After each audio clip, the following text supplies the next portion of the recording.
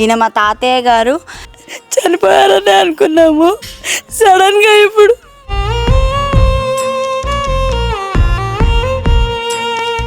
Gate sound వచ్చిన ప్రతిసారి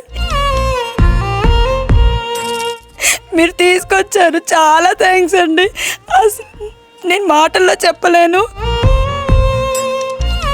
నాకు మా తాతయ్య అంటే చాలా ఇష్టం. చౌటప్పల్ అమ్మా నాన్న అనాథాశ్రమం నుంచి మా తాతయ్యని తీసుకొచ్చినందుకు చాలా ధన్యవాదాలండి. శ్రీ పుణ్యలింగేశ్వర స్వామి అనుగ్రహంతో అమ్మా నాన్న అనాథ ఆశ్రమం నుండి మరో పెద్దాయన సొంతవారి చెంతకు చేరాడు.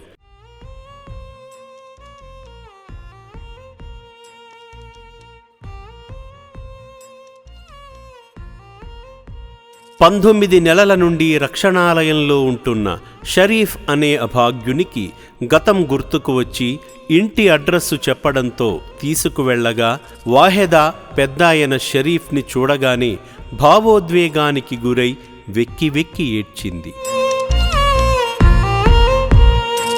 ఇక లేడేమో అనుకున్న పెద్దాయన కనిపించడంతో ఉబికి వస్తున్న దుఃఖాన్ని ఆపుకోలేకపోయింది. ఈ పెద్దాయనను చూడగానే వాహేదా ఎందుకు భావోద్వేగానికి లోనయింది? చూసిన వెంటనే పరుగున వచ్చి గుండెలవిసేలా ఎందుకు రోదించిందో తెలుసుకుందాము. వీళ్ళిద్దరిది తాతయ్య మనవరాళ్ల బంధం. ఎక్కడ వెతికినా దొరకని ఓ మనవరాలి భావోద్వేగ సంతోషాన్ని ఇప్పుడు చూద్దాము. పూర్తి వివరాలలోకి వెళితే, ఆశ్రమంలోని అభాగ్యులతో సంతోషంగా ఉంటున్న ఈ అభాగ్యుని పేరు షరీఫ్.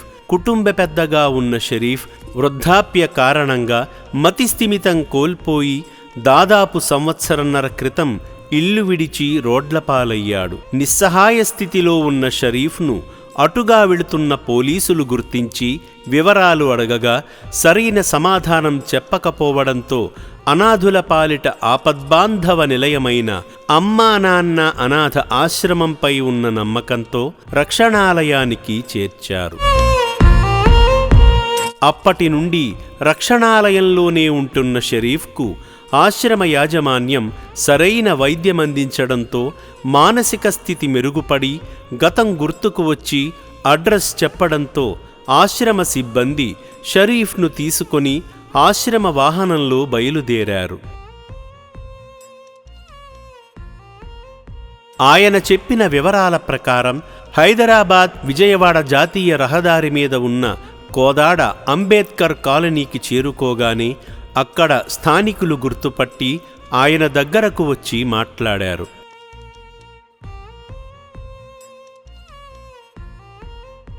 స్థానికులు షరీఫ్ మనవరాలు వహేదాకు సమాచారం అందించడంతో పరుగు పరుగున వచ్చి తాతయ్యను చూసి భావోద్వేగానికి గురైంది. ఇన్నాళ్ళు ఏమైపోయావు తాతయ్య అంటూ కన్నీరు మున్నీరైంది. తాతయ్యను చూసిన సంతోషంలో అమ్మకు ఫోన్ చేసి చెప్పడంతో చిన్న కూతురుని చూడగానే చిన్నపిల్లాడిలా ఏడ్చాడు పాపం.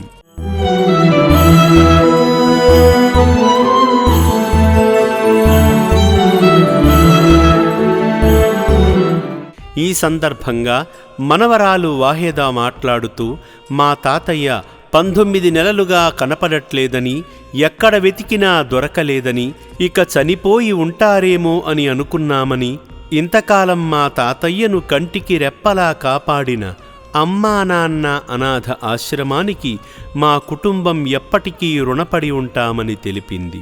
నా పేరు వాహేదా. ఈయన మా తాతయ్య గారు.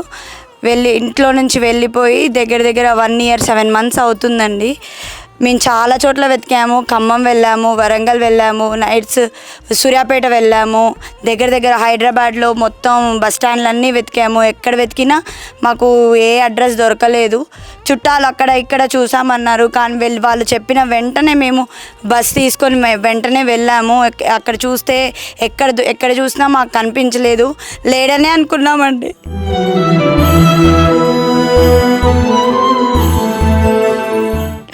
లేడనే అనుకున్నాము, చనిపోయారనే అనుకున్నాము. సడన్గా ఇప్పుడు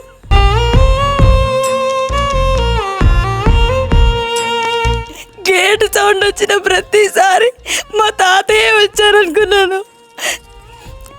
ఇప్పుడు మీరు తీసుకొచ్చారు, చాలా థ్యాంక్స్ అండి. అసలు నేను మాటల్లో చెప్పలేను. నాకు మా తాతయ్య అంటే చాలా ఇష్టం. ఆయన అలా వెళ్ళిపోవడం అసలు నేను జీర్ణించుకోలేకపోయానండి. నాకు ఎప్పుడు గుర్తొచ్చినా చాలా ఏడుపు వచ్చేది.